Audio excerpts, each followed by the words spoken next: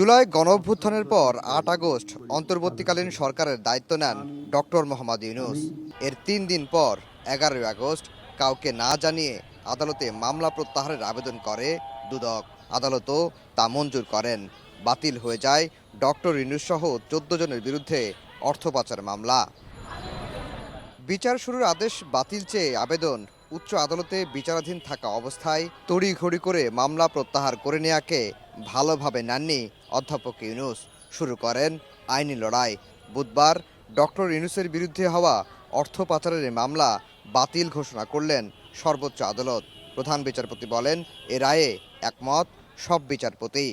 ৮ মাস যাবৎ ডক্টর ইউনূসের আইনজীবী বলছেন, অন্তর্বর্তী সরকারের দায়িত্ব নেওয়ার পর মামলা প্রত্যাহার করে নেওয়া ছিল ষড়যন্ত্রমূলক। এর রায়ে পরিষ্কার হয়েছে নোবেলজয়ী ইউনূস কোনো দুর্নীতি করেননি, সত্যের বিজয় হয়েছে।